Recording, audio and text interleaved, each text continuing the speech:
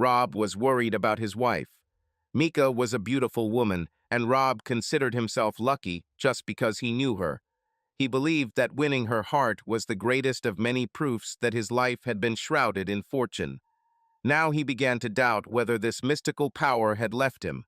Rob graduated from one of the prestigious universities, where he was admitted thanks to a well-deserved scholarship, and studied among the best students of his course. As always, he found his niche and succeeded. At the same time, he courted the beautiful Mika, won her, and after graduation they got married.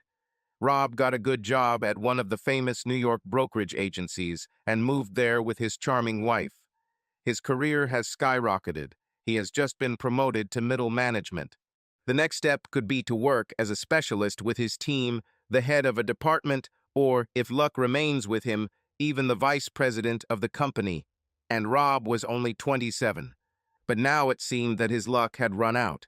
Almost the entire group of middle managers was not particularly happy that Rob was one of the youngest to reach this position. Former mentors who had once been willing to help him disappeared as he approached a position where he could become their boss. Those who could show him the right path and make it easier for him to master a new position no longer sought to do so. Rob didn't step on anyone's toes on his way up.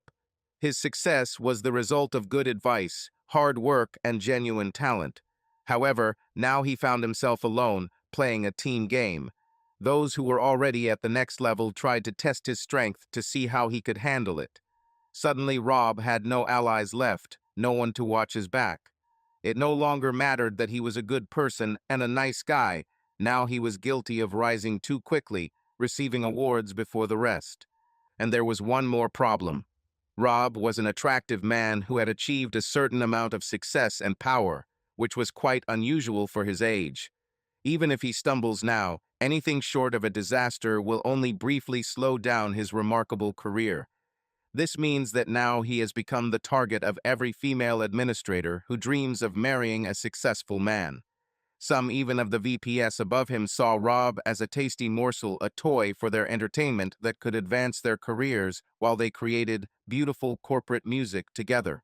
It didn't matter that Rob didn't want that kind of attention. He still had to prove his worth all over again. Although he always worked hard, Rob had never faced such strong opposition before. Now people openly wanted him to fail.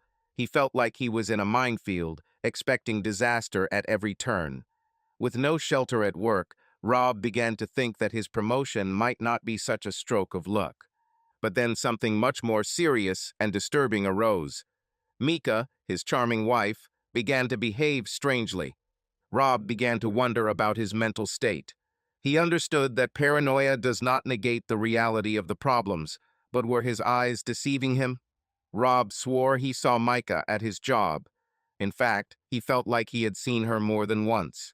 He quickly broke away from his activities to meet her, but she was never where he thought he saw her. When he asked her at home, Mika denied being around. Worse, her denial didn't seem innocent at all. If she was there but didn't go see him, who did she see? And why did she lie? Rob didn't like what he was starting to think. Did his new position lead her to some influential person?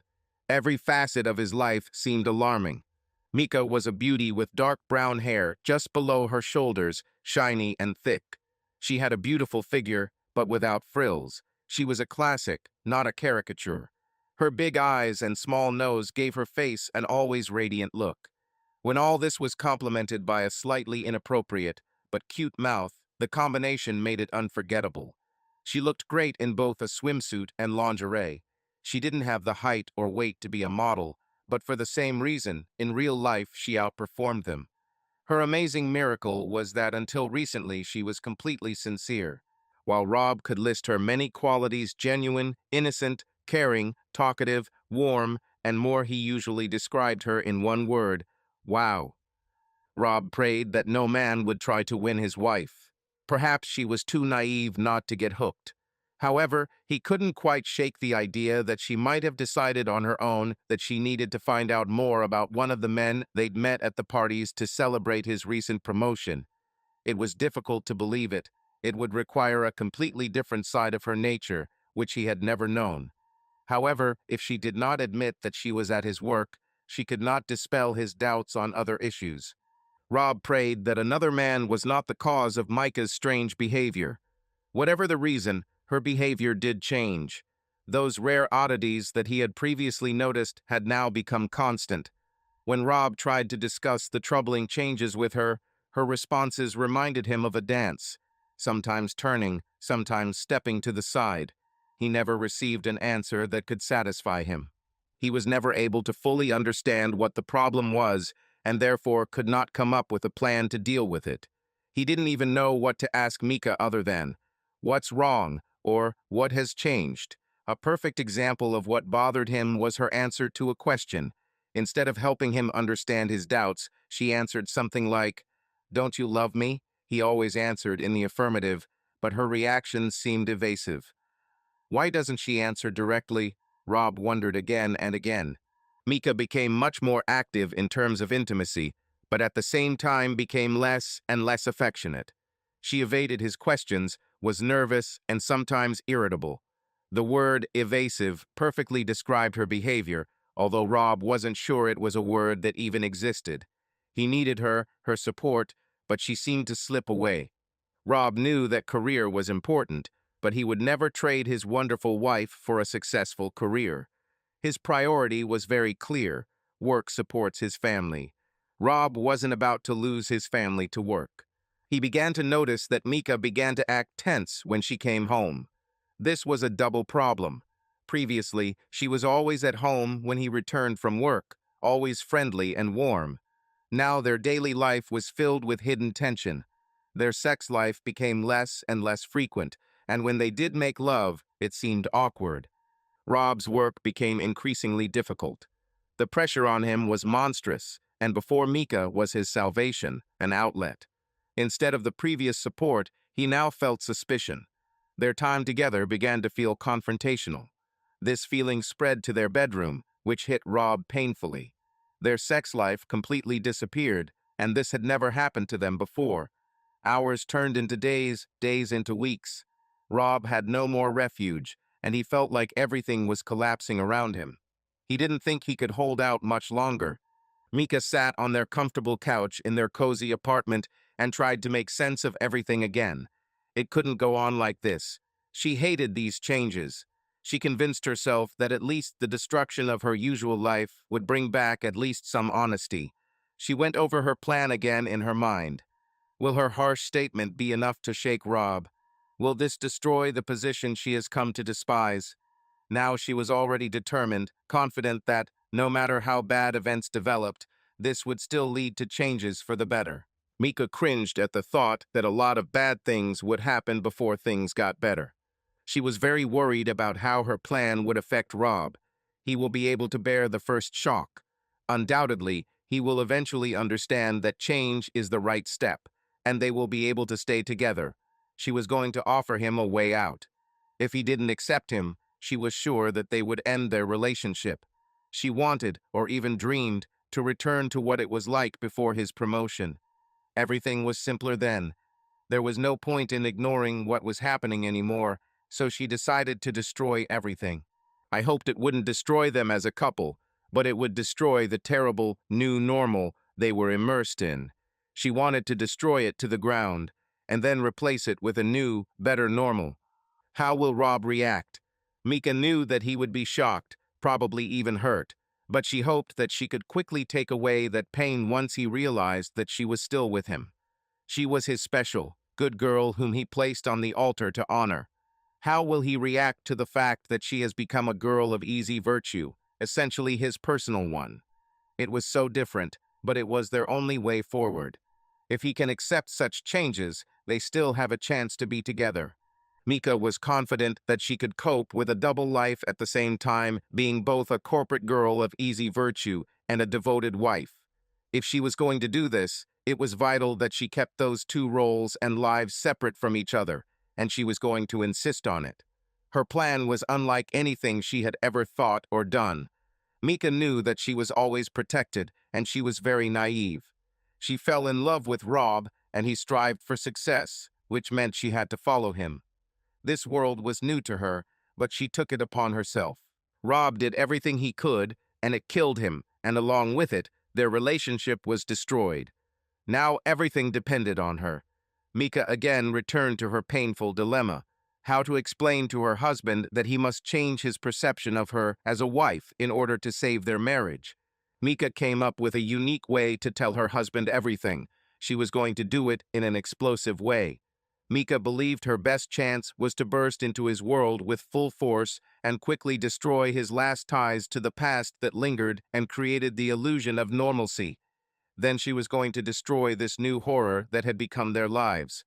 Finally, she set out to create their new roles and establish their new normal. The faster she does this, the faster Rob can adapt, and the sooner they can enjoy life again. Mika was confident that the changes she was proposing wouldn't be long-lasting, but she didn't know how much they could go back to the way they were. Although she longed to return to the past, her main mission was to ensure a common future for them. It cost her everything, even becoming a prostitute for a corporate executive. It all depended on whether Rob wanted her in his future, because if he didn't accept it, their present would already be lost. Mika thought, let him see the worst, and then soften it. Let him know that it won't be permanent unless he likes it that way. Mika hoped that, compared to the worst, the new normal wouldn't seem so bad to Rob. Therefore, oddly enough, she wanted to throw her betrayal in his face. Will he believe it? She needed him to get angry. Angry enough to fight for her, to want her on some primal level, even if it was very different from what they had before. Mika herself was surprised at her thoughts. She specifically wanted to anger Rob in order to reveal her proposal to him. How could it have gone this far? Mika thought again about what she had hoped for and how it could have failed. Will he decide it's just a game? She wanted Rob to take his anger out on her. She thought it would help them get started again. She was scared, but at the same time she was looking forward to it. Oh, how she wanted her husband to throw out his emotions and passion on her.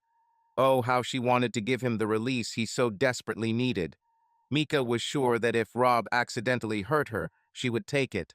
Who knows, maybe in this context she will even like it. She was ready to endure any difficulties in order to return to their previous relationship. After all, what she was about to reveal to Rob would definitely hurt him. Mika paused to finally settle her thoughts. If she was ready for such changes and the consequences that awaited her, why shouldn't Rob be ready for the same? She closed her eyes. The next stage, when she had to present all this to Rob, would be the most difficult for him. She guessed that their sex life would become much more active, but the nature of this addition was such that only a very eccentric person would like it. Will Rob be able to see it the same way? Will he be able to understand that she is doing all this for his sake, for the sake of both of them? Mika wanted to cry. No, she told herself, no more tears, they won't help. This can't go on, she has to bring about the future because their present was toxic. Mika chose the day for her big reveal. She planned to put her plan into action on Friday. She prayed that Rob would accept her proposal, confident that this was their last chance. On Friday, Mika had to prepare for Rob's big surprise that she had planned for the evening. Returning home, she nervously paced around the apartment when she wasn't preparing. She was as ready as she could be. Hearing a sound in the corridor, she looked through the door peephole. It was Rob on his way home. It's showtime. Mika hurried to hide in another room. She prepared everything as best she could. Although she did not work outside the home, she wore a shirt all day, deliberately laying down in it to wrinkle it. She did household chores, sent and read letters, shopped online, all the while keeping her shirt on so that the traces of her day would be imprinted on it. She was as ready as she knew how.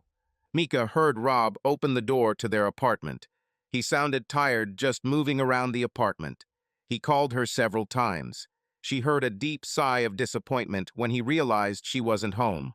She waited for him to go through his usual routine of returning home, and then heard him return to their bedroom to change out of his suit. Mika stood in front of the mirror and ruffled her hair, and then tried to smooth it again. Why did they look wrong? She wanted her appearance to indicate that she had just been in passionate action and was now hastily trying to get herself in order. But everything looked simply disheveled and smoothed, without a hint of passion. It was like method acting. How could it not work? Well, never mind, she relied on her acting abilities and prepared attributes, cosmetics be damned. She ran into the kitchen, trying not to make any noise as she opened the refrigerator door. She stood there for a few seconds, quietly stomping her feet and gritting her teeth to calm herself down. Mika left the kitchen and headed down the hallway, stopping at the bedroom door where Rob was changing clothes. She took a deep breath. Please, please, she mentally asked the higher powers. Mika ruffled her hair again and tried to smooth it. She burst into the bedroom.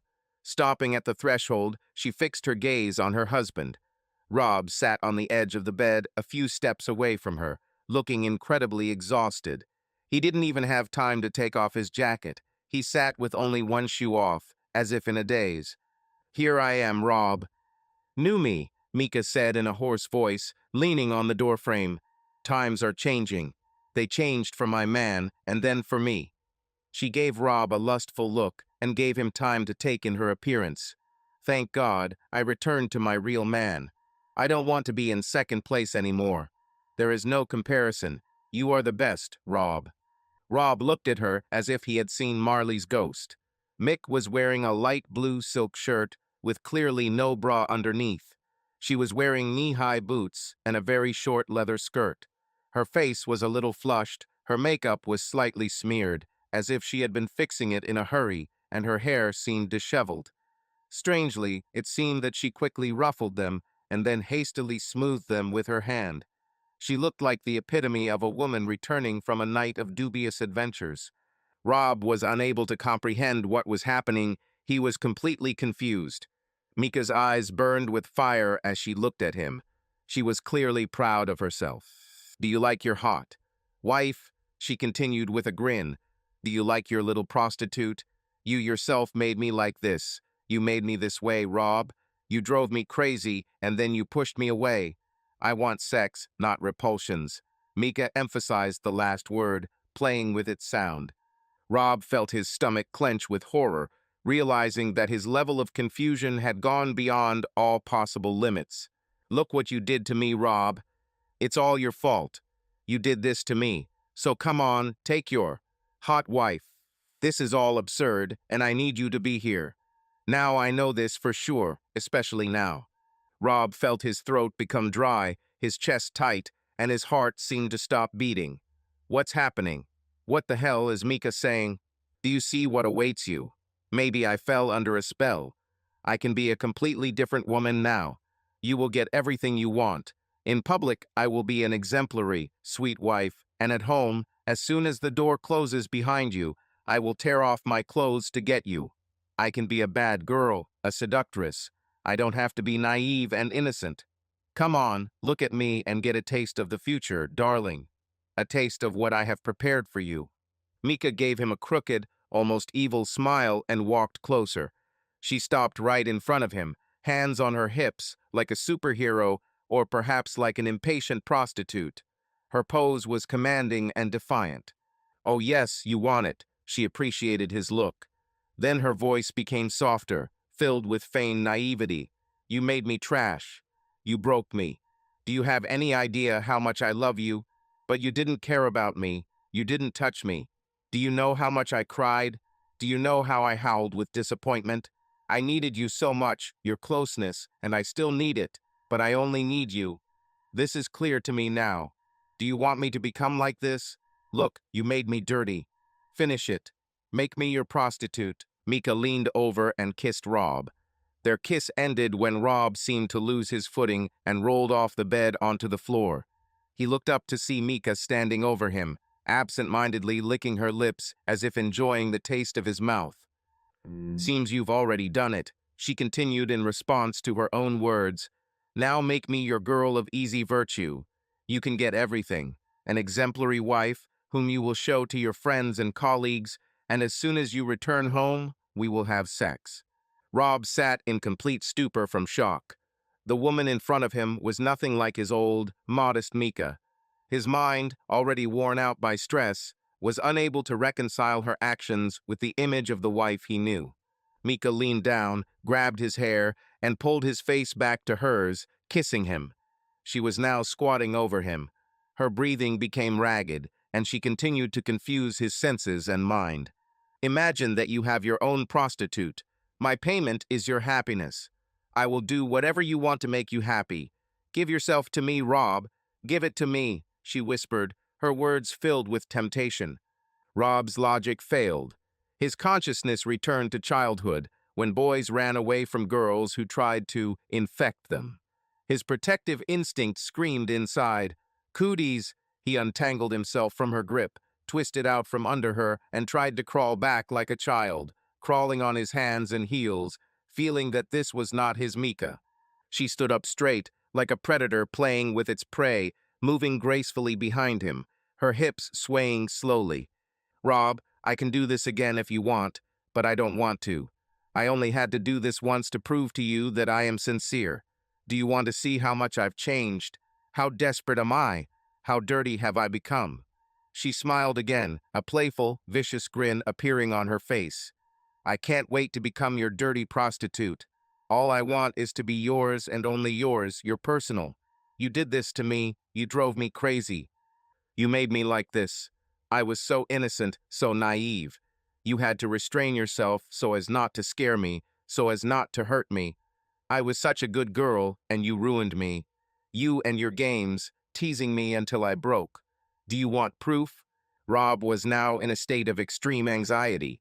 Every strange phrase from his faithful wife increased his anxiety. He wanted to become so excited that he could take her the way she wanted, roughly and frantically. God, she'd never acted so hot outside of bed before, but he couldn't understand these. What was that all about? Hints. Her behavior hinted at some lesson she had learned, but where and how? Rob understood what she seemed to be trying to tell him. But she couldn't do that, right? Still crawling away on his hands and feet, not taking his eyes off his clearly changed wife, Rob finally hit his head against the wall. He looked to the right. There was a small chair in the corner, blocking his path in that direction. His gaze darted to the left, towards the bedroom door. There was a small table under the light switch. Damn it. There were obstacles on both sides to get past. He would have to move towards Mika, who had already taken a strategic position, controlling the entire room. Moreover, there was no way out. The trap slammed shut. Mika surrounded him. Her voice was now filled with barely contained seduction as she followed his retreating figure, walking gracefully behind him. Honey, let me show you how sexy I can be. And then you can do whatever you want with me. I'll be yours forever. Make me your doll, your wench, your fuck toy. All you want is for me to be yours forever, she whispered, her eyes burning with passion. Rob couldn't take his eyes off her eyes, which literally glowed. They conveyed both love and despair, the need to belong to him, but her movements spoke of something completely different. Mika, as if playing on stage, put one foot on a chair, standing in front of him in the pose of a victorious captain. Her boots reached to her knees, and she was now standing directly above his bent knees.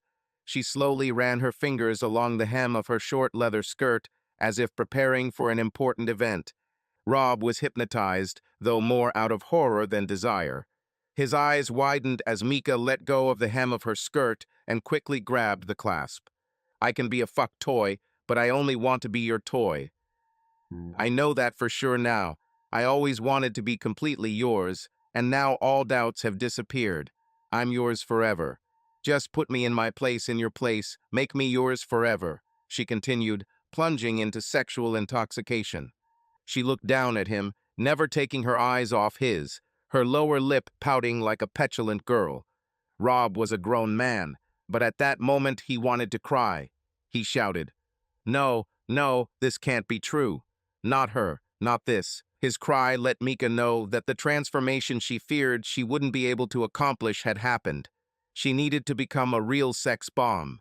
She was prepared for his reaction when she was about to show herself to him. But although outwardly she remained confident, inwardly she was wary, like an athlete about to start. But Rob's reaction was not at all what she expected. Instead of pouncing on her and knocking her to the floor, as she had hoped, Rob froze in horror. Mika expected that Rob would attack her, that she would already end up on the floor after his powerful jerk. But instead, he seemed frozen in place. His face showed horror, and his body was compressed into a pitiful pose. She didn't expect this at all. Rob, huddled like a crab on the floor, looked lost, like a child backed into a corner. Mika began to doubt her plan. Maybe Rob just didn't understand her. Maybe she did something wrong. She wasn't entirely sure what she was doing. After all, she had always been a good girl, and this whole bad girl was a completely new role for her. She felt like an aspiring garters player, a baby in seductive clothes. It was a huge leap from one world to another, and Mika suddenly doubted her adequacy. Should she even have gone through with it? She leaned towards Rob and spoke more quietly, with more concern in her voice. "Come on, baby. Time to enter heaven." But Rob, still in a state of shock, no longer saw a drop of attractiveness in her gestures. His gaze was riveted on what was happening in front of him. He couldn't piece together the terrible images he saw. His brain began to work again, trying to protect himself from the terrible reality he saw in front of him. But the more he resisted, the more these details began to penetrate his consciousness. Her beautiful body, which had previously been the gateway to heaven for him, now seemed not the gateway to heaven, but the doorway to hell. Rob, instinctively saving himself, curled up into a ball, then, as if in a crab position, rolled between Mika's legs and ended up behind her. Mika turned, surprised by this maneuver of his, and automatically took a step to the side, occupying the doorway as if guarding it. Mika still held her hips in that provocative position and walked towards him, trying to behave naturally. Rob looked up and saw her moving towards him. Unable to tear his eyes away, he instinctively rolled onto his back again and crawled backwards, trying with all his might to stay away from his wife, who seemed ready to pounce on him. It was as if he was running from her frighteningly passionate, enraged body. Mika straightened up and took on the role of predator again.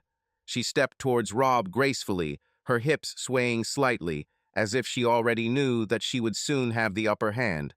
Now she was above him. "Look what I did for you!" Her voice was filled with passion. Rob was horrified. He couldn't believe what was happening.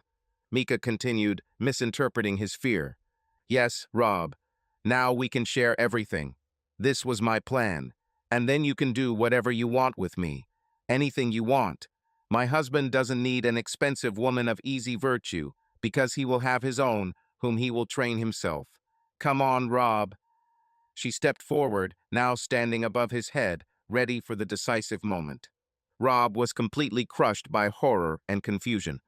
Rob's hands were still pinned underneath him, preventing him from jumping up instantly. But the worst thing for Rob was that Mika said this completely sincerely. Mika's thoughts began to race through her head, one giving way to another before she could answer them. Did she really think this would work? Cheating in itself is bad, but rubbing it in his nose was even worse, and trying to literally push his face into it was a total volcano. Has she gone crazy? Rob would never have believed that his innocent wife was capable of such a thing. Although, wasn't that the problem? Or does he, on the contrary, like it?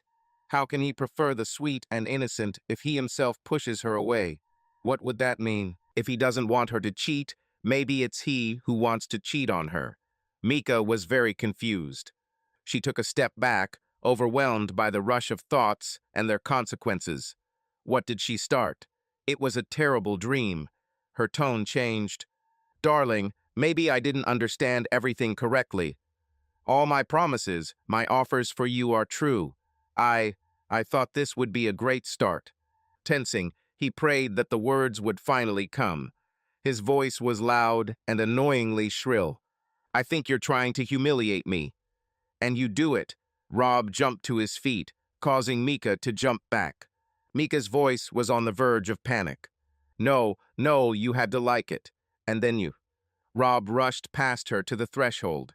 Mika didn't try to stop him this time. Suddenly, he stopped, hesitant. Mika noticed from his movements that something in the room attracted him. Was he coming back for her? Rob stepped back into the room and picked up his lost shoe. "Oh my God," she thought. Of all things, he came back for a boot, not work clothes. His work is killing him. Did he really choose it? Over me? She watched as Rob approached the threshold again. Incredibly, that's exactly what he did. he went back for the shoe. No, everything is wrong, flashed through Mika's head. Mika usually spent the entire day alone while Rob was at work.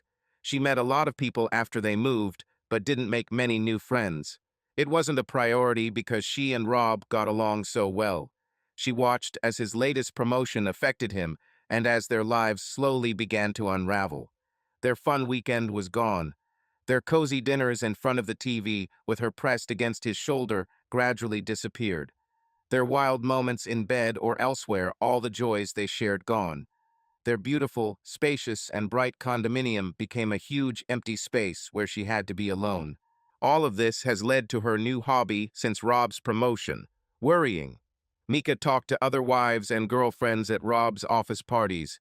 She met girls from Rob's office at holiday events and beer parties. She noticed how they looked at him, no longer hiding their lust after his promotion. They used to tell Mika stories about what was happening in the office, gossip about who was with whom and why. They told her about women who made a career through bed and about those who were ready to become the new signed document on the boss's desk. Rob had been in this corporate culture for several years, so why was she only now learning about its spicy side? Mika understood how women desperate for economic security could view relationships at work as a potential investment. The higher the goal is on the career ladder, the more likely it is to view it as a simple risk-benefit analysis. She understood how women, without much opportunity for career advancement on their own, could come to such conclusions. For managers, the rules of the game were slightly different. Some of the female managers openly admitted their predatory behavior towards young male employees. Some were not ashamed of this, claiming that no one would get hurt in this situation. All that was required was to keep up appearances. Mika spent a lot of time alone, trying to understand how exactly performers could perceive this unspoken bonus. Those involved at both the top and bottom of the corporate ladder assured Mika that this was normal because it was the norm. Damn it, was this the norm? Mika shuddered, realizing that they were being honest with her only because, according to their rules, she had already won by hooking Rob. They believed that she shared their views, since she was already in an advantageous position. Only Mika fell in love with Rob back in college, long before he had a well-paid job. She chose him out of love and not because of materialistic considerations. She was ready to live with Rob, even in a trailer, even in a tent, even in a cave. Mika rubbed her temples, trying not to panic at the realization that her husband was surrounded by attractive young women who were ready to practically sell themselves in order to get a man who could provide for them and their family. These women became more and more desperate every year. Their despair did not completely disappear for the same reason that Mika herself was now worried. If we consider men as prey, then capturing a man and holding him are two completely different things. There will always be plenty of attractive young women desperate to grab a man, even if he's already yours. This cycle never ends. The higher the prize, the more effort and arrogance required. The game started with up-and-coming middle managers who were already great targets and had great prospects for the future. Until recently, Rob didn't get much attention because he wasn't a safe investment yet. In addition, from a mercantile point of view, winning a man who is already married to a young and beautiful wife presents additional difficulties. Even now, Rob was just one promotion away from becoming a prime target for the hunt. But if you're really feeling mercantile, it might be worth trying to set a small hook now, with plans to pull it out later. What if the opportunity arises the wife becomes less attentive to the relationship or has sex less often? If the hook has already been cast, then it will be easy to pull it up and catch the prey. The biggest threat to Micah was that Rob was now in the crosshairs of senior female executives. They didn't want to bother with their own husbands, and they weren't interested in husbands who earned less than them either. But a young and promising employee would be an excellent pleasure boy, especially if he was already married. The risk of complications was minimal because such a man had something to lose. Why wouldn't he agree to such a game? This would be a great scenario, a romance without much commitment, especially if it could help his career. Mika rubbed her temples again, hating the thought. She recalled how some successful performers would smile and tell her, "Why should the wife even worry? I'm not going to hold him back. I'll just teach him how to satisfy a woman better than he knows how to do now. I'm not going to ask him to spend money on me. In the end, he will still end up with his wife. I will simply use his talents and energy at work where it is appropriate. The wife has nothing to lose, and with improved career prospects, her husband has a lot to gain. Mika remembered how she was trembling with both fear and anger, despite how reasonable it sounded. Mika was sure Rob wouldn't participate in something like that, but then Rob started to change. Was he adapting to new conditions in order to fit in, or was he forced to adapt to the schedule of some cunning manager? Mika slammed her hands on her knees in irritation out of fear and despair. Damn situation. Mika knew for sure that all the young, ambitious girls in Rob's office had him in their sights. That's why she started having lunch with some of them. She wanted to show them that Rob would not be an easy target and put herself before them as a rival. Mika had to do something. She didn't want Rob to be so depressed, and she certainly didn't want to lose him. Mika had another wave of terror that she had to deal with. All these women knew what to do in bed with a man. They knew their bodies and capabilities, and specifically honed their skills to specifically use them on their chosen targets. Mika felt nauseous from these thoughts. Rob made love to her in every possible position and place, starting in the college dorms. She followed him enthusiastically, doing things she had never thought of doing before and enjoying it. Rob was a great presenter and an amazing horizontal dance partner. The fact that Mika had never done this before Rob initially seemed like a big advantage, but now she began to fear that it might become a disadvantage. Mika was attractive and passionate, but Rob read her too easily. She dissolved into being a happy doll for him that he could move and spend his energy on. She felt not on the level of the women Rob worked with. For them, the bed was a gymnasium and the bed was a stage. The demure good girl didn't seem particularly exciting compared to such sexy athletes. She had to take her game to the next level. Mika began studying various materials, reading everything she could find. She learned that some men like situations like the one she tried to propose to her husband, situations with visible competition. Such men were prone to submission, but it wasn't Rob. For active and successful people like Rob, there was a different reaction to such situations: anger. Rob will be angry not only that she did this to him, but also at the very idea that she puts into his head. If he can be seduced by the women in the office, then Mika can be seduced by one of the executives. Rob would never hurt her, but he would be angry enough to break free of his self-imposed shackles and rudely show her who was boss. He would make her understand who she belonged to. To Mika, it sounded like just what the doctor ordered.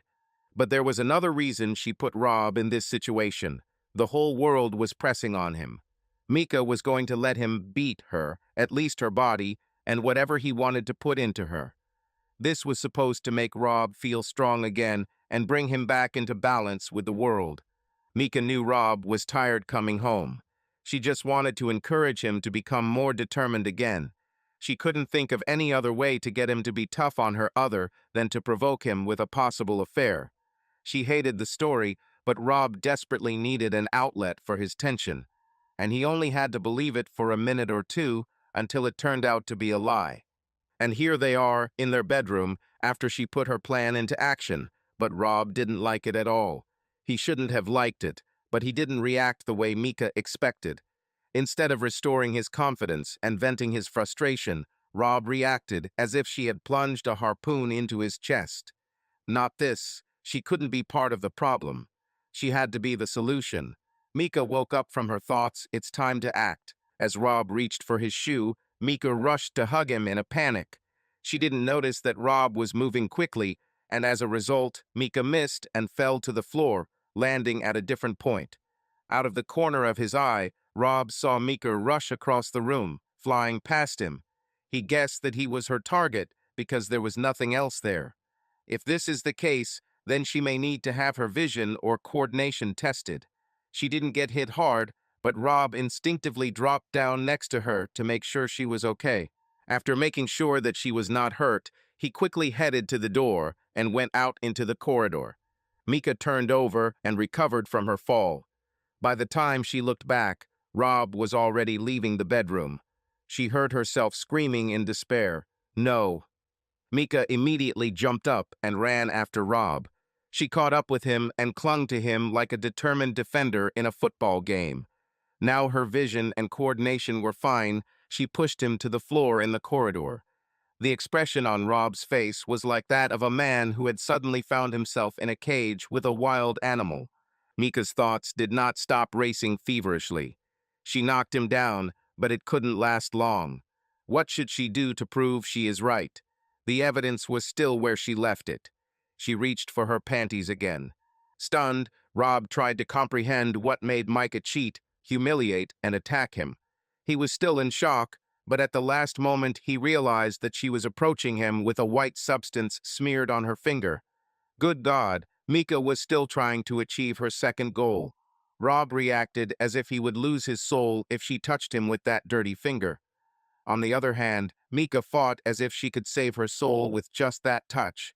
After what happened in the bedroom, Rob feared his pride was already in danger and resisted the urge to scream. Mika's words did not make the situation any easier. "Please, Rob, please, try this, please." Rob's eyes widened in horror. His expression scared Mika even more. It was a real explosion of emotions, and it is not known who will explode first. They both jumped into a boxing stance. If the corridor had been wider, they would have started walking in circles around each other. Rob was speechless. The economical part of his mind gave a simple answer. No. Without hiding her despair, Mika begged. "This will help you understand. You should try. I understand that you hate me and want to destroy my pride by destroying my will." "What's gotten into you, Mika?" Rob suddenly stopped, looking killed. "No, don't answer. I'm not ready to hear it yet." Mika couldn't find words. Rob looked at her crazy eyes, reminding himself of a scene from the movie The Exorcist. They moved against each other, dodging and advancing, until they were in the living room. Mika couldn't explain it in words, but she knew that this substance on her finger would explain everything. Her finger became like a syringe she needed to prick her husband to heal him. Rob used exactly the same analogy in his head, only for him, her finger was more like a dagger that would turn him into a mindless zombie cuckold. The whole thing seemed like a strange fencing exercise. Finally, Mika found the strength to say, "Please, if you love me, try this." She rushed forward again, and Rob's eyes widened as he managed to dodge.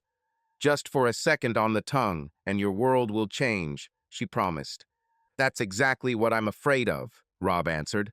He executed a particularly effective dodge and parry, giving himself the opportunity to seize the initiative in a verbal duel. "It's been true since I watched Mr. Rogers." Mika's face was frozen with incomprehension. Her finger dropped a few centimeters, pausing there as she tried to comprehend what Rob meant. Rob himself was surprised by his revelation. He couldn't understand what exactly he meant. The closest thing to the truth was that he may have been remembering children's programs where they constantly cut out things from paper. Didn't they use safety scissors with rounded ends? But what did this have to do with what was happening?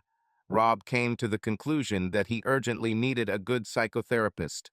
"Please, Rob, please. This will explain everything. I'm yours. I'm yours. Just try."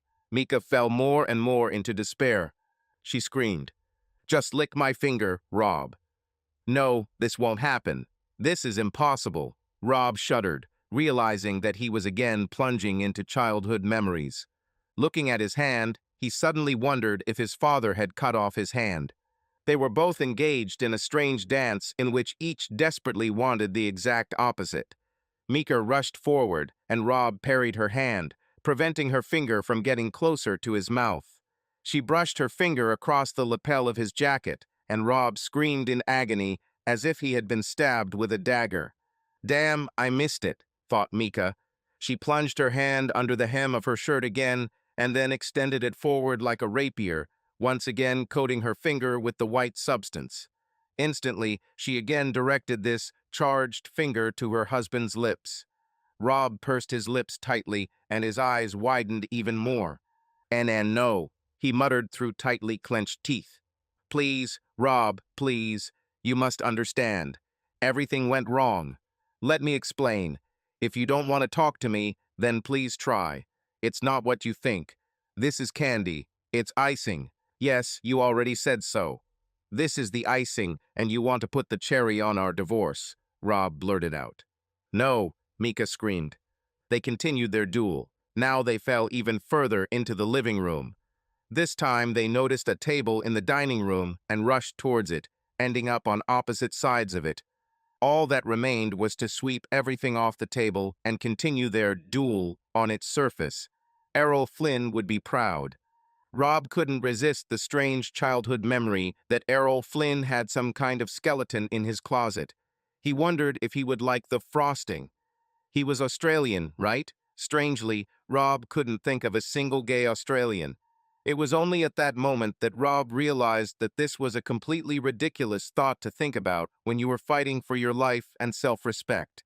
He concluded that the mind sometimes goes to strange places when a person desperately wants to escape what is happening around him. Rob again dodged another attack from his wife. There was no way to force her to drop her weapon. And then he told her words that were even worse than divorce. These words knocked all the vital energy out of her. Mika, how could you? Why? I loved you. Didn't you know? You were my last hope. The only good thing I had left. Everything else is hell, but I did it for you, for us. Rob's eyes filled with tears. He looked at Mika with such deep sadness that her horror was immediately replaced by sadness, which also filled her eyes. Rob straightened up, lowering his defensive stance. He noticed that his sleeve had slipped out of his jacket. Somewhere during this battle, Mika must have grabbed his sleeve, perhaps when she knocked him down in the hallway. He thought that if his wife attacked again, he could use his jacket as a shield against her biological weapon. Rob was momentarily surprised at how strange the thought was. He started waving his arms, trying to put his jacket back on. His jacket was the armor of dignity. Rob realized this was harder than it should be because he was still holding the shoe. How then could his sleeve have slipped? For Mika, all his movements only increased the feeling of what a pathetic person she had turned into her husband, the man of her dreams. Now she just stood there, unable to move, as his words had robbed her of the will to fight any further. She wanted to help him. Instead, she broke it. Her gaze was drawn to his eyes. However, Rob's eyes darted frantically around the room, full of wild sadness. Mika instantly understood what she was seeing. It was the last look of a man who realized what he had lost. She could read Rob's thoughts. He looked around the room, at their apartment, at their house and his life, wondering how everything could fall apart so quickly. Moving to the city to work at the head office cut him off from friends and family, leaving him with nothing but Mickey. She was always more than enough for him. He kept moving forward for her, didn't he? But work became hell, and his Mika disappeared. Rob looked terrible. Then he began to confess, which only increased her horror. I know I was bad. I know that work has even been taken away. My masculinity. I thought it was temporary, that I just needed a rest. There had to be an end to my suffering. You were the light at the end of the tunnel. His face darkened. Rob couldn't believe what he was about to say. You couldn't even wait 3 weeks before you left me for some sex? Mika was as crushed as she was stunned. Rob wasn't tired of her. He was not seduced by young beauties or lustful bosses. He avoided her in bed because he had problems. This was a truly terrible admission on his part. What was even worse was that she didn't know it. Now she's definitely broken it, and strongly. But then it got even worse. Rob couldn't bring himself to look at Mika, not because he was angry with her, but because of his own shame. She couldn't even imagine how terrible that look was. Rob said hoarsely, Mika, I'm so sorry. I'm sorry that I couldn't. I'm ashamed that I couldn't. Mika's world began to crumble. Oh God, she thought, that's why he pulled away. Why didn't he tell me? Yes, he felt humiliated, but we always did everything together. He needed an ally. She clenched her eyes and shook her head as she realized the following. But he couldn't bear for me to see him humiliated. I was his last refuge. Admitting this would be the last straw for him, which he would not be able to survive. And now I made him believe that exactly what he couldn't give me, I was desperately looking for from another man. It couldn't get any worse. Rob, my beloved, this icing was just a fantasy, Mika began. But Rob interrupted her before she could explain everything. I hope you enjoyed your Candyland fantasy, darling, because you built it on my tombstone. Rob turned and headed towards the door. Wait, Mika shouted. Command, surrender, and pleading notes were heard in her voice at the same time. She raised her hands in surrender and showed that she was not going to do anything wrong. She glanced at her finger, which was covered in a white substance, and suddenly doubted whether this gesture would convey what she now wanted. Wait, Mika said again, nodding her head slightly.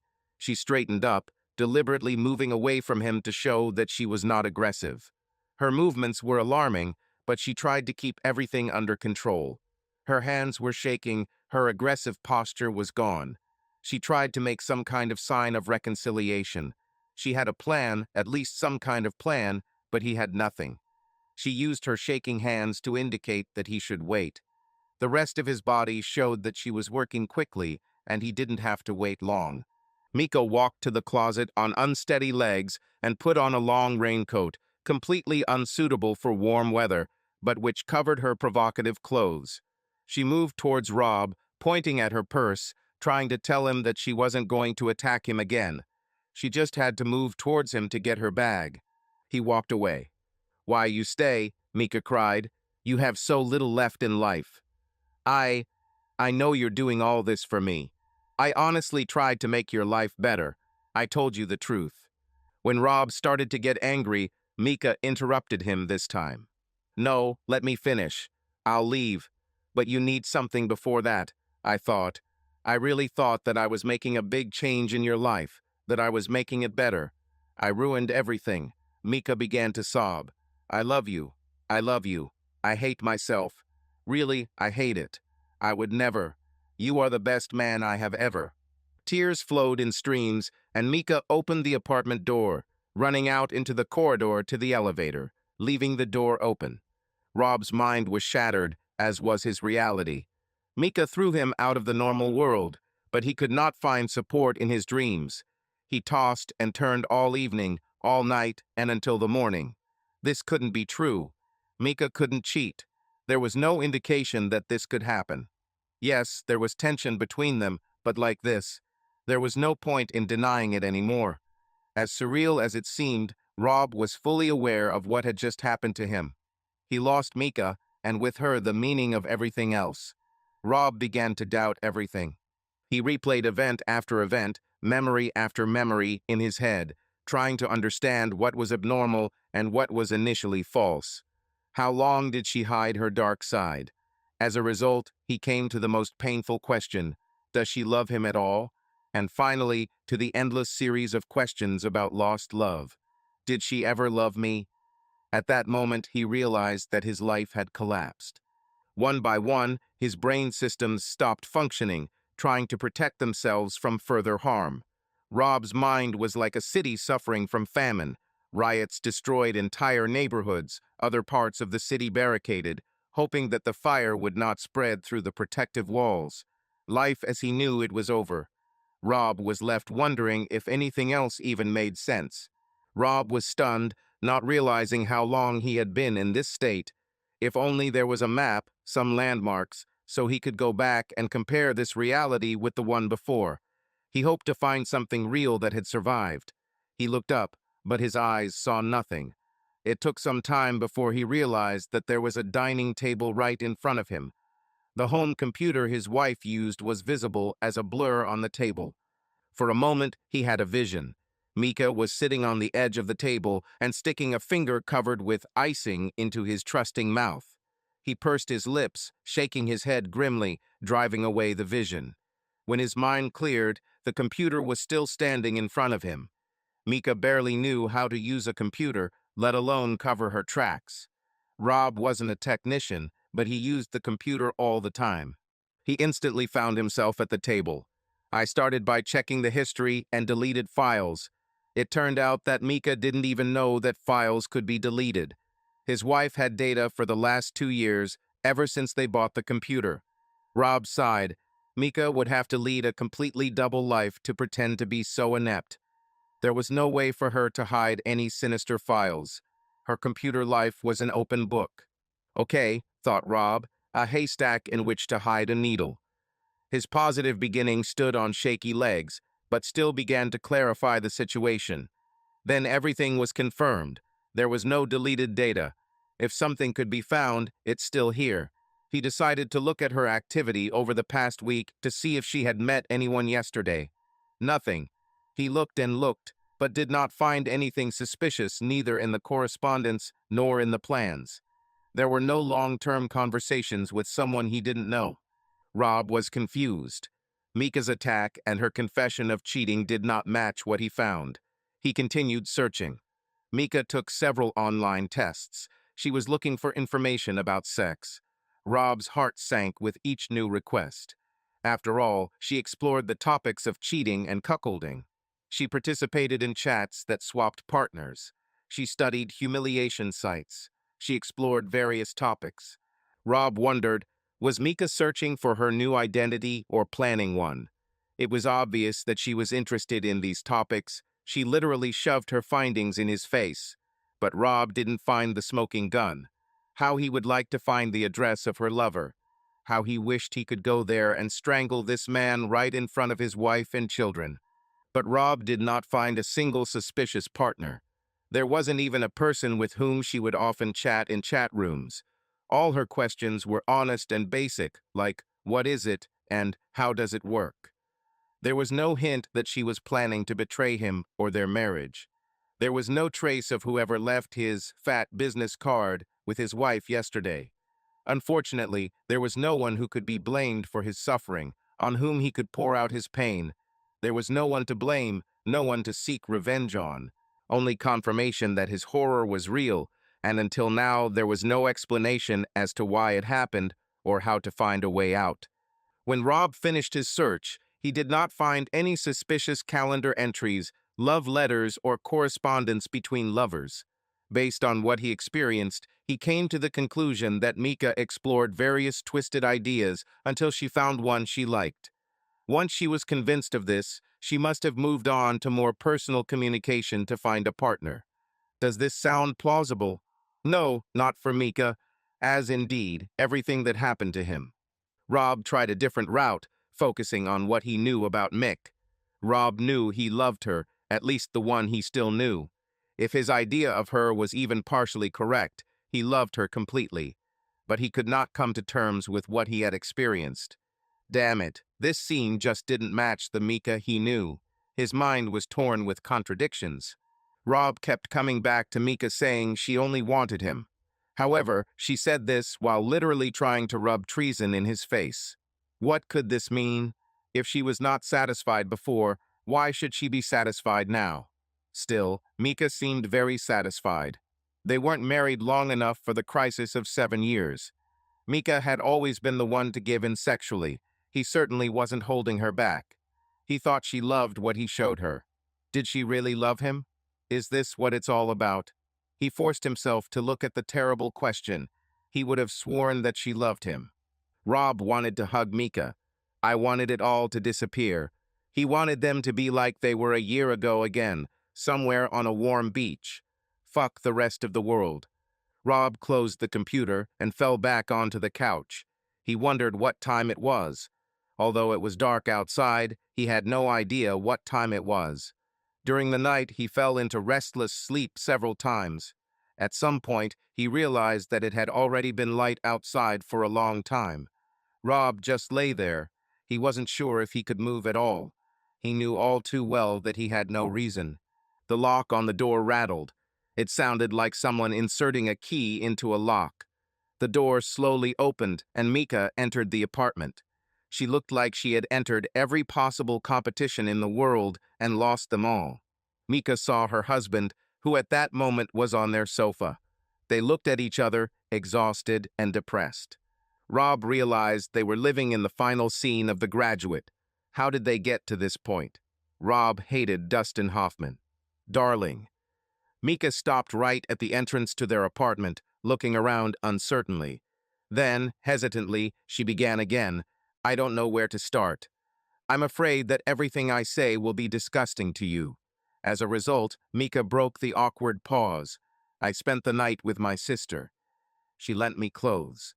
Rob looked at Mika. She was wearing jeans and a t-shirt. Do you want me to pack my things and leave?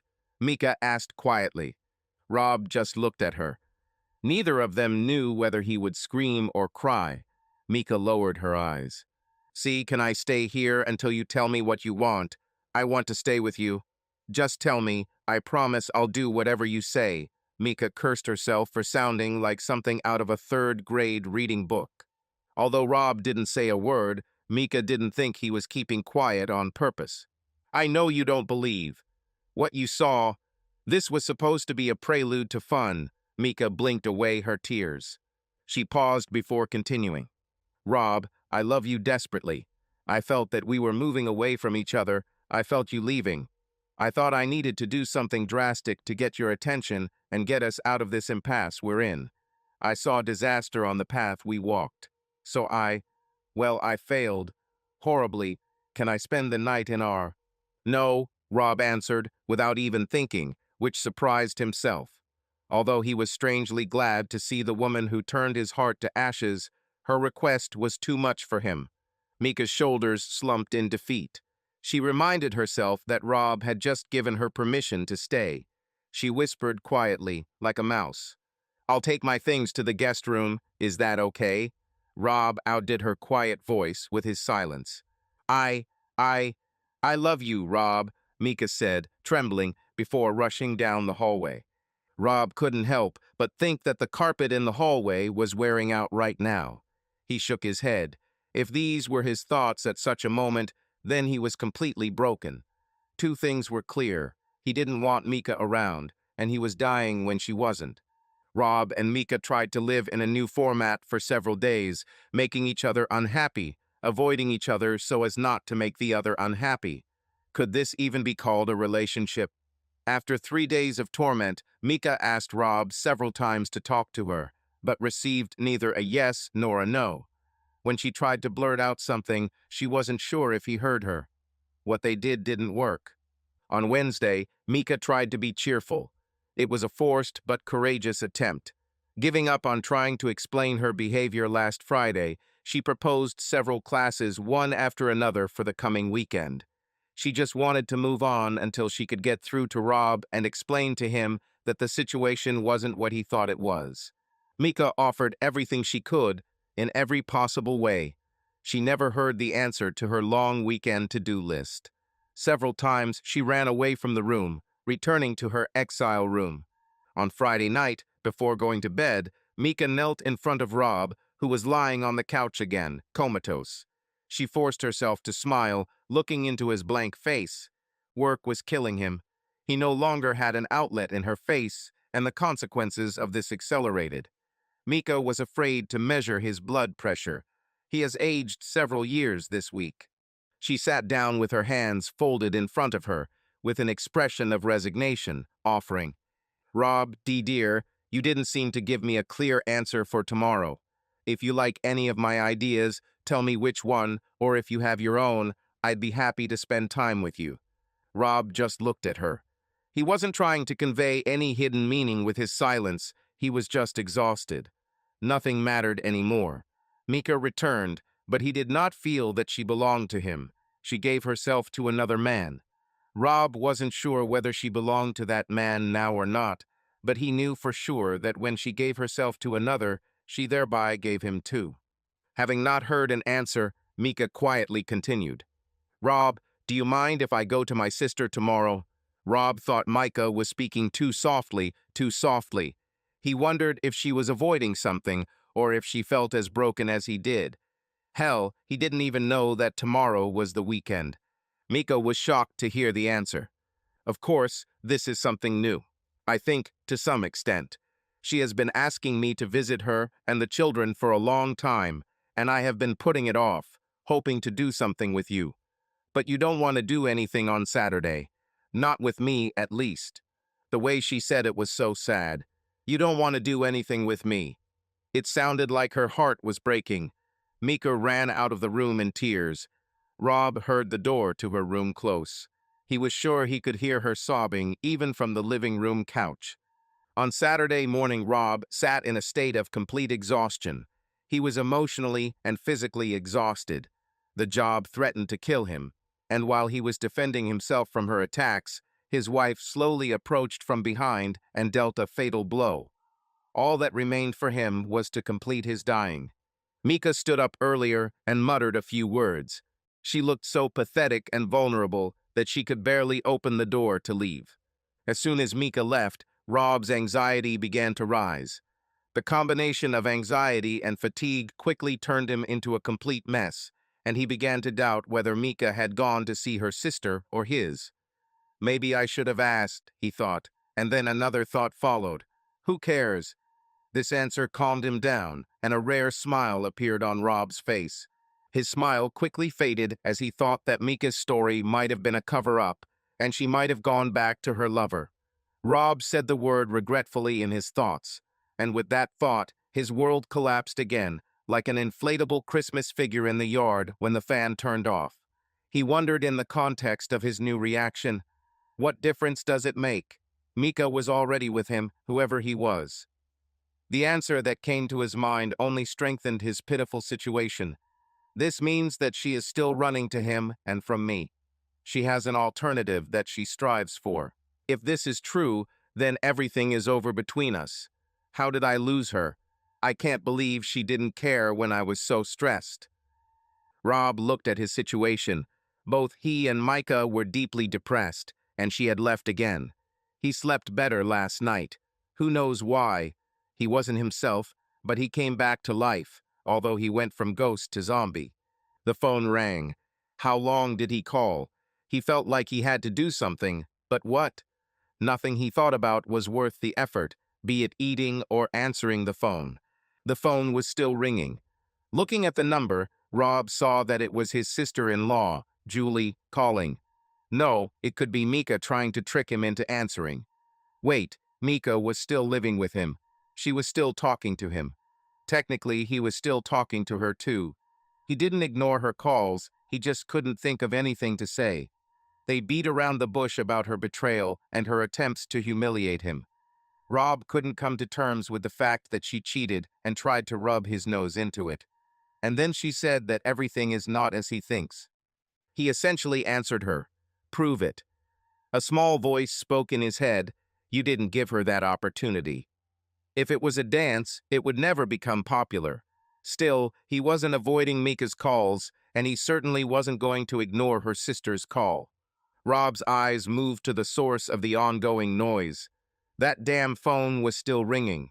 There was no reason for him not to talk to Julie. He reached for the phone. "Julie?" Julie exclaimed with relief. "Rob, it's so good that I called. I really want to come and talk to you." Before Rob could respond, Julie changed her tone to a calmer one, adding, "Don't worry, Rob, it's not an ambush." Now she sounded like she wanted to protect him. "It seems like you're constantly being ambushed at your new job."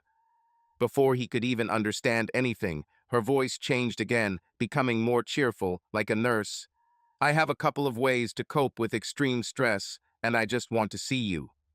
My visit may take very little time." Trying to catch up with her train of thought made Rob feel like he was running 100 meters. There was a short pause in Julie's flow of words.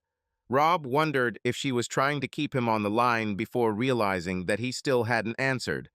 By the time he thought about it, Julie had already started talking again. "Rob, I just want to keep in touch with my beloved son-in-law. And I also wanted to say a few good words in favor of my amazing husband. He can talk to you, he has nothing to do with your fight with Micah, so you can talk to him, me or both of us, anytime you want or need. I also want my brother-in-law to know that I think he is a wonderful person and that we are always on his side." Rob himself did not notice how it came out of his mouth. "Oh God, this is about my wife, right?" Julie answered with a slight shyness. "It's mostly about you. Listen, I want to come see you." I think I have some thoughts and information that might be really helpful to you. Are you still at home in your apartment? Rob gave up. He was too tired to fight, and Julie had always been a good person. Perhaps she could help. He wasn't sure how that was possible, but he wasn't too proud to grasp at straws. Then it dawned on him. His voice became a little higher. Yes, sure. Listen, Mika and... Julie interrupted him. Wait, let me come and we'll discuss everything. Okay, when?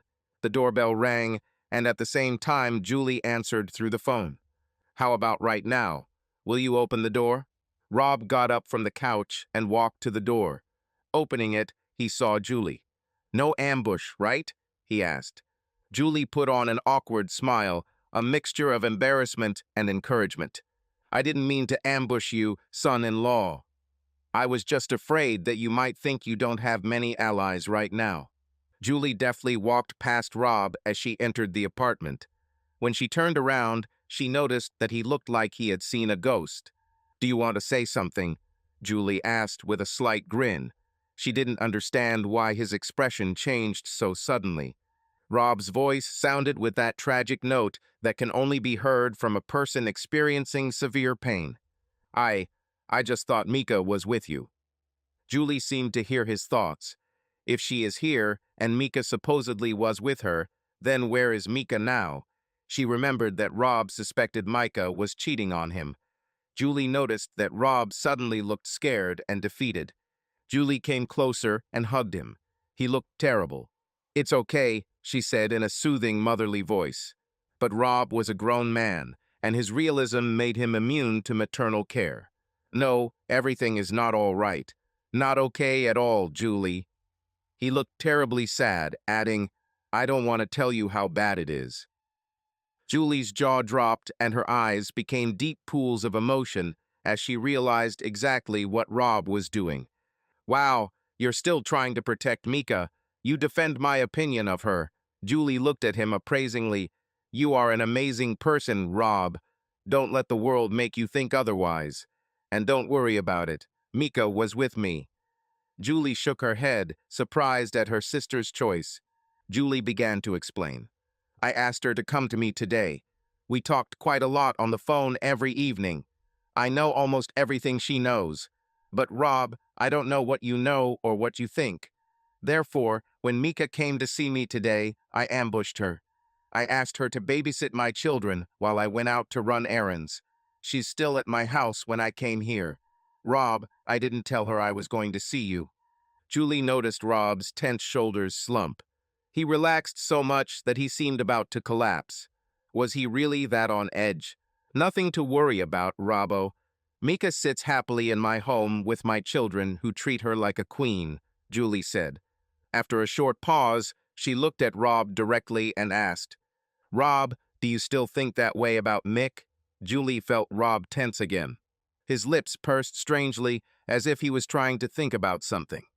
Probably yes, but the thought that she had tricked me again, saying that she had gone to see you, but in fact was meeting with one of her lovers, made my heart race and knots tied in my stomach. Julie sighed quietly, her voice becoming softer. Yes, I was afraid you would think that, she said, looking at Rob again. She released him from the hug and took his hand, leading him back to the sofa. Let's sit down, son-in-law. Do you need a drink? Not yet. What are you going to tell me? Rob tried to force a smile. What you need to believe in, not only to save your marriage and your happiness, but also for the sake of my stupid but beloved sister. But first of all, Julie snapped her fingers to get his attention. First of all, because it's true. Rob tilted his head in her direction, as if waiting for her to continue. What I'm about to tell you is 100% true. I have timelines and other evidence to prove it. Julie looked at him with an appraising squint. You still love her, don't you, Rob? His face darkened, but not from anger. Julie needed to quickly distract him before he started crying. His sentiment was touching, even wonderful, but Julie knew how fragile a man's ego could be. Rob had already been through so much, and she didn't want to complicate their conversation if he lost his cool in front of her. She did not seek to deprive Rob of what her sister had already taken his dignity.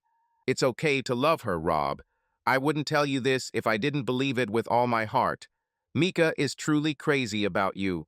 In fact, she is so crazy that she sometimes acts stupid out of love. And now we come to the point, Julie added. Listen, she snapped her fingers again to keep his attention. I can give you all the evidence you want. But here's the thing. Mika didn't cheat on you, and listen carefully, she never did. And if her stupidity doesn't lead to the point where you decide to abandon her, she will never even think about being with another man. Rob frowned and, confused, asked, "But how do you know she cheated?" Julie looked at him with sympathy. "I know she didn't cheat, Rob. I know what she did to you because she told me everything. I already said that she is madly in love. But this time she took the prize for stupidity." Julie froze for a moment, as if realizing that she had accidentally told a bad joke. Pulling herself together, she continued, "You know that she didn't have any men before you until she met you, right?" Rob felt uneasy about the topic of conversation, but Julie began to instill confidence in him. Perhaps she was his ally. Julie covered his hands with hers, trying to soften the situation with levity. "I know you think otherwise, but I swear, other than you, the only things that were there were, well, medical exams." Julie tried to smile, but she was blushing and couldn't look Rob in the eye. Finally, she shrugged. "Honestly, I don't know how to be more direct. Mika didn't cheat." Rob leaned back, looking like he was relieved, until the weight of the world began to weigh on him again. "But Julie, you probably don't know that Mika. Well, she told me that she cheated on me." Julie suddenly waved her hands above her head, startling Rob. I know she told you so. I know she told you that. I know everything. Mika told us the whole story. I almost hit her. I think my husband wanted it too. That damn trick she pulled on you pissed him off, but he couldn't tell her off because he was busy trying to keep me." "She told you?" Rob was shocked. "Then you know." "Yes, Mika told us after she pulled this trick on you. But she didn't do what you think she did. For some divine reason, she wanted you to think she was having an affair. Her motivation was unique to say the least, but her intentions were good. And Rob, thank you for still caring about my sister enough to not treat her harshly even when you think she deserves it." Julie noticed that Rob was still filled with pain. "No, Rob, she didn't do what you think. She faked it." "What?" Rob felt a new wave of bewilderment that began to erode his faith. Julie's brow furrowed as if she was trying to understand something complicated. "Now I'm confused. Mika said she told you the truth, but you didn't believe her." Rob tried to answer, but fell silent. Then he thought again about how to formulate his answer, and I decided that this answer was not suitable either. Then, having tried again, he smiled. "Actually, everything is exactly as you said." His face seemed like a mask, blinking like eyelids. "She said that everything is not as I think." Now the memories came flooding back to him. He remembered her explanations, her claims that she had been with another man. Evidence he saw with his own eyes. The way she tried to get him to come into contact with this evidence. He loved Mika. She was his last hope in a world that was collapsing around him, and he lost her. She left. Rob felt the depth of that wound wash over him again. She, well. Rob froze, trying to keep his thoughts from further destruction. Julie had a hard time keeping her jaw from dropping as she watched her poor son-in-law. Finally, he found the strength to continue. "Let me start from the opposite, because I really need your help. I am only now beginning to understand how much I kept all this to myself. I feel it bubbling in my head. My emotions are just dancing on all fronts. I didn't expect this." "You still love her, right?" Julie repeated her question softly. Rob started crying. "Yes, I can't even tell you how much, but—" Julie hugged him tightly, smiling and grimacing at the same time. "She faked it, Rob," Julie insisted, looking him straight in the face. "What? You wanted to tell me about the evidence she showed you, right? Do you know about this too?" Rob stared at her with widened eyes. He couldn't get the image of Mika's betrayal out of his head. Julie stopped, stood up, and spun around in a rage. When Mika told us what she did to you, we wanted to hit her. Let me say it. Your emotions should never touch this topic again. Julie twisted her mouth, as if she was chewing something disgusting. It was clear what he was thinking. Mika showed you evidence of her betrayal, didn't she? Sorry to bring this up again for you, right, Rob? Rob nodded in disbelief. Mika was so proud of her cheating that she bragged about it to her sister. Julie almost screamed to keep him with her and not let him drown in these terrible memories. Sorry to make you remember this, but it was fake, damn it, fake. Julie waited until Rob raised his head to continue. Mika actually came to you with the idea that, oh God, how could she be so stupid that she wanted you to, remove her evidence. Right, Rob? Rob couldn't help the tears welling up in his eyes. Wait, Rob, my love, just a little more and I can relieve you of this pain. Just remember, it was fake. What hurts you is not true. Rob didn't look convinced. Julie almost spat out her next question. Mika suggested, literally rubbing it in your face. Right, Rob? Yes, Rob shouted. Julie shuddered, raising her hands in surrender. Okay, that's enough. Just stop. I don't even want to imagine my sister saying those words. I'm so sorry you had to hear that. Damn it. She shook her head in obvious irritation at her sister. Julie muttered something under her breath a few times before turning back to Rob. Rob took Julie's reaction as completely honest. He didn't feel like she was playing with him. Listen, Rob, Mika tried to make you jealous. But damn it, I've never heard of a more idiotic way to do it. Julie stood shaking her head. Finally, having calmed down a little, she said, Rob, this is important, very important. The evidence she showed you was. Julie stopped, her expression changing. Wait a second, have you been throwing out the trash since that day? Rob's eyes widened. Oh God, no, I didn't throw it away. Julie's face broke into a wide smile. Great, went. Julie grabbed Rob by the wrist and dragged him into the kitchen. She looked under the sink for trash bags while she was talking to Rob, as if he should already know what she was talking about. I think Mika said she did it really quickly in the kitchen. If we don't find it here, we'll go to the bathroom or bedroom. Julie looked at Rob as if he could understand what she was saying. She opened a new trash bag, then reached under the countertop to retrieve the trash can. Julie's nose wrinkled in displeasure as she began transferring items from the old trash bag to the new one. Soon she was elbow-deep in weak old trash, running her hand inside the bag. Her facial expression showed extreme disgust. You'd think she was looking for parts of a missing vacationer in the carcass of a dead shark. Fortunately, we didn't have to wait long, and soon she joyfully announced, Come on, look here. Julie imitated Yukon Cornelius, taking out a small white plastic container. She reported its contents. This is a cinnamon roll frosting cup, the one that comes in a cylinder with baked buns. I bet we can find an open cylinder, but without the frosting cup, in the refrigerator. Julie yanked the refrigerator door open and began rummaging around inside. Voila, she said with delight, taking out an open cylinder of buns that were still raw in their cardboard cocoon. She held it high, as if demonstrating it to Olympus. Julie lowered the container and showed Rob how the cylinder was loaded with unbaked buns and the frosting cup was on top when the cylinder was sealed. She matched the pieces. The glass in the trash once contained frosting. It came from this bun cylinder. The buns are still there. Mika opened the cylinder to remove the frosting cup. Rob nodded blankly. While he understood how cinnamon rolls were packaged, he had no idea why it made Julie so happy or what it had to do with him. Julie's smile faded when she saw Rob's blank stare. Oh no, she said out loud. Don't you understand? She put her hands on her hips.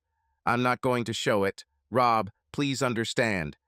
It was obvious that not only did he not know where she was leading, but he also did not understand that they had already begun some kind of investigation. Damn, Julie cursed quietly, causing Rob to raise his eyebrows. Julie was furious. She silently cursed her sister. But she wasn't going to blame Rob for his inability to put all the facts together. She looked at the look of utter shock on the poor man's face and muttered something under her breath again. Her face darkened. God, I'm really going to have to show this, she said out loud. Julie considered something and then muttered something again. She looked at her hand, which was covered in garbage, and growled, "How am I going to explain to Mom and Dad that I killed my little sister?" While Julie mumbled and paced nervously, Rob tried to understand something. The only important detail he caught was that Julie was going to strangle Micah for several good reasons. For making Julie talk to her lost brother-in-law, for making him like this, for Julie having to explain Meekin's stupid plan to her husband, for having to get into a week's worth of trash, for getting her hand dirty, and now for having to demonstrate something that Rob couldn't understand. The last reason angered Julie the most. Julie was furious. She looked like she was ready to kick the cabinets. It took Rob a moment to realize that when she started talking again, she was actually talking to her sister, who was not in the room. "No way! No way! How did you get me into this? I don't even like that you did it, and now you want me to do it. No way! You stupid!" Then the smile returned to her face. This meant only one thing: pardon. Julie could demonstrate this in a different way than by copying Mika's exact actions. Julie turned to Rob so quickly that it startled him. She spoke before the turn finished. "Okay, Rob, help me. I'm so pissed off I don't know how to explain it. Just try to keep an eye on me." She gave him an encouraging smile. "Give me a second." Julie rolled up her sleeve as high as she could until it was almost at her shoulder. Julie then found a butter knife and began scraping out the remaining frosting from the cup. She muttered something again. "I don't believe I'm going to. It's been standing for several days." Her disgust gave way to almost scientific interest before it became a stream of thoughts again. The consistency hasn't changed much after a week at room temperature. Are we eating this? God, I hope Rob understands. BRR, it's old and was in the trash. Foo. Julie dribbled some of the remaining frosting onto the inside of her left elbow. She acted like she had just put a snake in there. "Okay, Robbo, wait a second." Julie lowered her sleeve until it covered the crook of her elbow. Now she let her left hand hang down. Her face was distorted into a grimace that could become the archetype of all grimaces. "BRRR," she said as the frosting began to melt from her body temperature and slowly flow down her hand. Blushing to the roots of her hair and so angry that it seemed she could bite nails, Julie quietly muttered, "I don't believe that. Mika owes me." "Okay, Rob." Julie held her arm down, swinging it from side to side inside her sleeve. "Imagine that my sleeve is the hem of my skirt." She looked at him, expecting something to click. Instead, he looked at her like she was crazy. Although realizing that this might be a bad idea, he still asked, "Why did you put garbage on your hand, Julie?" Julie hissed, "My little sister is in so much trouble." Letting go of her anger, she took a deep breath and spoke in the tone she usually used with small children. "Okay, Rob, just imagine, dear, that this sleeve is the hem of a skirt, perhaps the hem of your wife's skirt, and—" She paused, hoping that would be enough. Rob frowned even more. He was absolutely sure that Julie had gone crazy. In light of Mika's recent behavior, he began to wonder if it was a family trait. Julie realized he didn't understand. Seeing his expression, she also understood what he was thinking. She cursed, and her anticipation disappeared from her face. "I'm not crazy," she said too loudly, causing Rob to move away from her slightly. Julie forced herself to calm down. If she fails, her little sister's marriage will end, Rob will be left heartbroken, and she'll needlessly put rubbish on her hand. "Crap," she said again, trying to calm down. "Let's try again, Rob. My hand is not a hand. Not a hand?" Rob repeated in complete bewilderment, carefully examining her hand. Wrinkles appeared on his forehead. Julie closed her eyes and counted. "That's right, it's a leg." "Leg? Come on, help me, Rob." Julie was unhappy. "And you see this thing running down your leg?" Rob moved away again, trying to protect himself from the family's supposed psychosis. Julie noticed this too. "Damn it, Rob. Does this remind you of anything? Have you ever seen something running down your leg before? For example, on your wife's leg? Rob looked more closely, and suddenly it was as if lightning struck him. The realization overtook him as if hit on the head with a 2-meter board. He shifted convulsively in his chair, stood up abruptly, and ran to the bathroom. Julie's head dropped as she hesitantly walked towards the bathroom. She was sorry she had to do this to Rob. She felt sorry that her sister did this to Rob. Julie regretted that if everything worked out and Rob realized it was a hoax, he might never be able to eat cinnamon rolls again. And she was sorry that the icing, which had been lying in the trash for a week, was running down her hand as a reconstruction of something. Eventually, she began to show symptoms of compassion for poor Rob, who was now vomiting in the toilet. Julie watched him vomit over and over again. In fact, almost nothing came of it. The poor guy didn't seem to have eaten anything lately, but his dry spasms took complete control of him. She noted to herself that she would not describe it to Rob in such terms. Too early, she thought. Julie rubbed his back, trying to calm him down. He had to understand why she did this to him. Mika is crazy, Rob. Rob nodded in agreement, although Julie thought he was not agreeing to what she wanted. It's true, and it partly explains the cinnamon roll frosting that ended up on her leg. Rob looked at her again as if she was crazy. Obviously, he hasn't put all the pieces of the puzzle together yet. Yes, it was just icing. There was no other man ever. That's why Mika was so desperate for you to try her. You had to try, realize that it was just icing, feel great relief, and then sleep with her, as with a girl on whom you put the seal of your indisputable right. Stupid plan. Yes, especially in the state you were in then. Julie tilted her head to the side, thinking. I applaud her creativity, though. She thought a little more until a sly smile appeared on her face. I will definitely let my husband know that we are doing role-playing games, but I will do it myself. Is it true? Rob was amazed. Julie nodded sadly. Yes, but you're stressed out, and my husband is bored at work. If I tell him we're going to role-play on Friday night, he'll definitely like it. And if I had come home and immediately offered it to him, like Mika did with you, my husband would have been furious and I would have ended up on the street. Isn't that how it happened for you? Rob's response was to simply stop looking at Julie, turn back to the toilet, and begin a new series of dry spasms.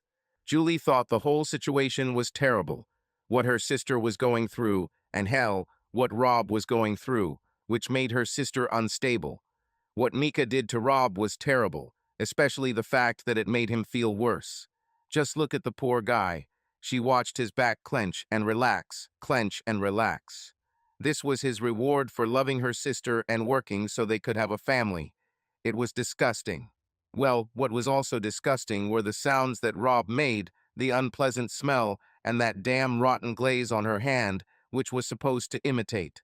Julie decided that she had better distract herself from these thoughts. The whole thing was disgusting literally. Her stomach began to churn. Julie again tried to reassure her unhappy son-in-law. You got it right, Rob. You didn't just suddenly get sick and not realize it. She looked at the frosting again. Was there a green stripe? Seriously, even with so many preservatives. Julie's stomach began to ache again and her hand began to itch. Involuntarily, her voice trembled, which frightened her even more. Rob, I need to wash this, glaze off my hand. Rob, I need to. Oh, no. Julie ran back to the kitchen, hoping she would make it to the sink in time. Soon she was leaning against the refrigerator, traumatized from experiencing reverse vomiting. After a while, Rob joined her in the kitchen, looking gray from the experience. Rob walked over to Julie and patted her on the back as she finished frantically bending over the kitchen island. He brought them both wet paper towels. Julie shook her head. Paper towels? Seriously? Men. Rob knew Julie was having a hard time, but he still needed answers. He tried to be polite. This demonstration was very accurate to what Mika showed me. Rob paused, slowly counting to himself before asking, Julie, why did you do this to me? He looked over at Julie, who was still breathing heavily, leaning against the kitchen sink, and changed the question. Why did you do this to us? Between deep breaths, she replied, Rob, it wasn't just a good demonstration. It was an exact reproduction. What? He asked, already beginning to comprehend her words. Rob, it was the exact same frosting from the same container. My brainless sister used the same frosting from that roll of cinnamon rolls that was still in your refrigerator. She threw out the same cup of frosting that I had just taken out of the trash can. Julie held out her hand, pointing to the empty cup of frosting and roll of scones she had taken from Rob's refrigerator. These are the very tools with which she traumatized you. Mika spread this glaze on her underwear so that it would melt there and not on her hand like I did. Rob pointed to the cup of frosting he hadn't noticed before. My God, here it is, the pistol that was used to shoot. Julie said softly, like a caring nanny. Yes, Rob, that's right. She wanted to be angry, but she couldn't be angry with Rob. Despite all the humiliation she suffered, it was much worse for him. Realizing that they had both pulled away from the sink at the same time, Julie gave Rob a wry smile before explaining, there was only frosting in this cup, no extraneous additives. In other words, what was on your wife's leg was just icing.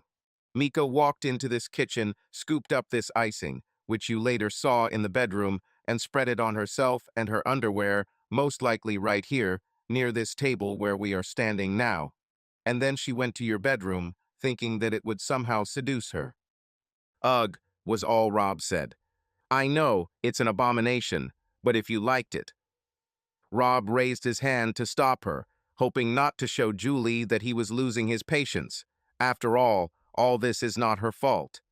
Julie, do you know any man who would find it exciting that his wife wants him to try the other one? Where is the holiness? Julie shrugged sheepishly. No, Rob, I don't know one. Rob frowned. Wait, didn't you say you were going to do the same for your husband? Oh no, not like that. I just think icing as a creative product can be used in an interesting way. She continued to think until she was interrupted by Rob's brilliant editorial remark. Rob was clearly not convinced. Julie got to the point. Rob, the point is that Mika was trying to do something to turn you on and spice up your relationship. There is no doubt that her approach was disastrous, but she didn't cheat on you. Moreover, she does not have the desire to do this. I still don't understand. How could the fact that she made me think she was cheating turn me on or calm me down? Julie frowned. Mika really believed she could hook you. You'd taste the icing and realize it's just icing. You would understand that she is still faithful to you, but at the same time she is ready to do a lot to make your life more fun. You see, Mika was trying not so much to portray betrayal as to show that she was ready to become someone completely different for you. She wanted to prove that she was ready to shed her good girl mask and wear any look that turned you on. It's not just the glaze, it's how she tried to play the role for you. According to her, the evidence was supposed to make you jealous and ignite your possessive instincts, and her willingness to change was supposed to show that she was ready to do anything to help you. The end result is an explosion of passion and sexual release. I know her ideas were pretty crazy, weren't they? After a moment, she continued, you should have laughed about it, and everything would have been great. Your games would have returned to normal. She could explain that she would never cheat on you, and that you were invited. However, I will not retell everything that she told me. Mika thought that you would try what she had, and realize that it was the icing, that it would lead to a wild night of love, and you would be happy again. Rob waved his hands like a frightened flamingo, but Mika she said, what it was. Julie interrupted him. Why send him into the abyss of misery again? I know, that's why I showed you everything clearly, to prove her innocence. Men are very visual. No normal person will try what you thought, and the fact that she insisted more and more only proves that she was desperate. Julie paused, assessing Rob. It seemed like she was starting to get to him. My husband and I explained to her. You gave him proof of infidelity, which he could not refute the way you planned. Playing on jealousy, even for a few seconds, forces you to fight this memory for the rest of your life, especially for a person who is not to blame for anything. And if you made him jealous, he must fight all his life with the false memory that you instilled in him. Yes, this is not true, but he already felt it, as if it really happened. From now on, when he remembers that scene, the first thing he will feel is the horror of losing his wife, and only then will he remember, oh yes, it was fake. This is perhaps the worst thing a wife can suggest to her husband. We explained to Mika that she would now have to overcome exactly what she wanted you to believe. "What did Mika say to that?" asked Rob. "She said she only wanted you to believe it for 60 seconds. Can you imagine?" Julie slapped her thighs irritably, adding another loud exclamation to her words. Rob raised his hands, ready to loudly protest at the stupidity of the idea of making someone believe something they really shouldn't believe, but Julie quickly calmed him down. "We got it into her head. We said, 'You made the man who loves you believe that you cheated on him. You showed it to him. You rubbed it in his face and told him you literally wanted him to understand it as a fact. You did something that, what the magazine called exciting, but for most men, this is anything but exciting. Instead of exciting him, it showed a complete lack of respect for him and a violation of the vows that he had made the basis of his life. We explained that to her now. You will think that she is ready to do anything to hurt you." Rob dropped his hands. Julie captured his anger really well. He was surprised when she spoke again, realizing that she was still outraged. "This stupid." Julie stopped. "Sorry, Rob. I don't even like this word. But my God." "But Julie, if Mika was faking it, why?" Rob tried to understand. Julie forced herself to calm down. After all, Rob was the injured party. "I would prefer that Mika explain this to you herself. She talks quite openly about everything. But I don't want to leave you hanging, knowing how you might imagine something. While Mika can't blame you for any fantasies she's caused herself, why would you suffer any more?" In a nutshell, she was desperate. That's why she found this idiotic plan attractive. "I still don't understand why she decided to humiliate me," Rob asked, still perplexed. Julie shook her head. "No, she didn't mean to humiliate you. Mika wanted to make you jealous so that you would show her that you were taking her, breaking all boundaries. It was important for her to get rid of her reputation as a good girl. She wanted you to allow yourself more in bed with her. It seemed to her that she was bored with you in an intimate relationship and that she would lose you because of some office beauty who knows how to blow up the bed. Mika didn't even understand that you could feel humiliated. She read some stories and decided that everything would go according to the scenario she imagined, and not how it happens in real life." "What?" Rob said with despair in his voice, still not understanding. Julie frowned, placing her hand on his shoulder. "Mika thought she could make you feel desire for her again, full of passion. But really, she broke your heart." "Wait, what do you mean feel the urge again?" Rob was wary. With a sad and sympathetic smile, Julie replied, "My dear, Mika would never leave you, but she." Julie paused to let her words sink in. "She thinks you left her." Julie put her hands on Rob's shoulders and looked him straight in the eyes. "I came here without my sister knowing, in hopes of convincing you to talk to her without killing her or myself. What she did to you was a deception, but you felt like it was real. Rob, Mika didn't even think that you would feel humiliated. It just didn't occur to her. The question is whether you can live with the fact that she was pretending to be someone she's not.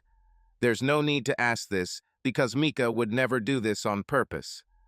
Rob began to slowly rub his temples. "Here's something you'll probably have a hard time accepting, Rob." He began to rub his temples faster.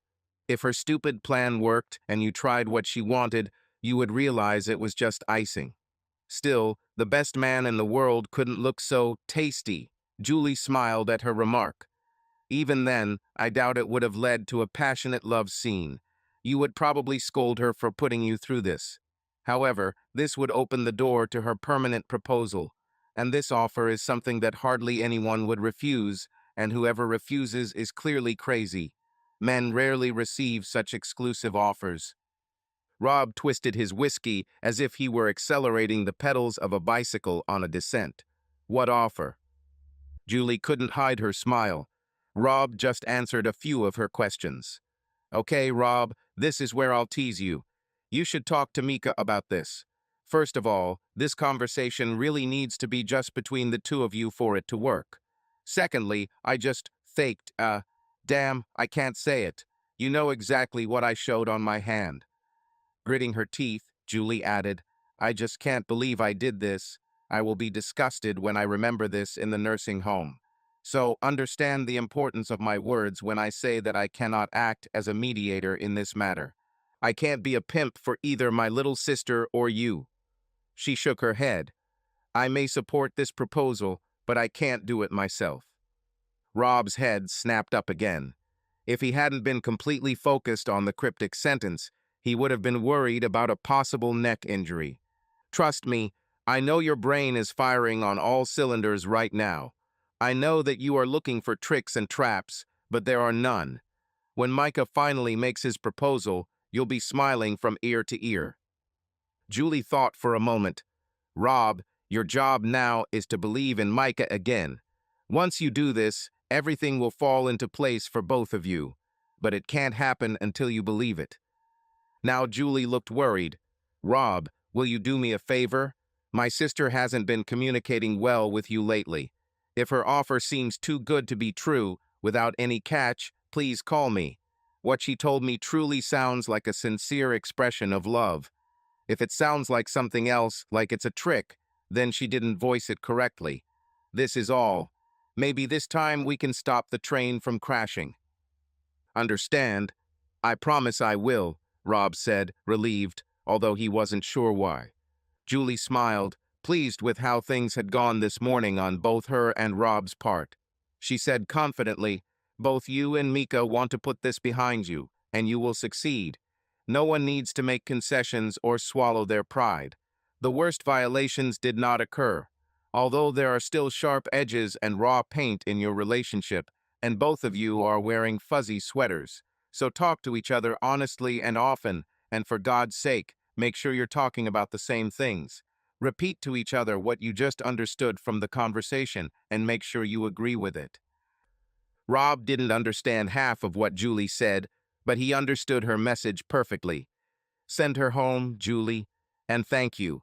I'll begin the process of smoothing out the rough edges in our relationship, and then hopefully my wife and I can watch this paint dry together.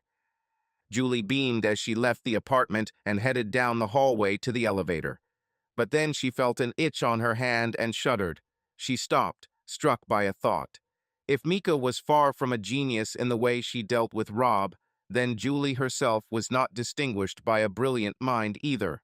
Julie cursed under her breath for not being very smart. She stood looking at her hand as if it were something alien. Julie couldn't believe she spent so much time at her sister's apartment and forgot to wash her demonstration off her hands. To be continued. Subscribe to the channel and click on the bell so you don't miss the next part of this story. She will be there very soon. The link to the sequel will be in the description of this video below. Subscribe to our channel so that your love doesn't cheat on you, and go ahead and listen to the next story, because this story is nothing compared to the next one. If you're under 18, don't even think. Click to the next one. Click to the next one. Click to the next one. Click to the next one. Click to the next one.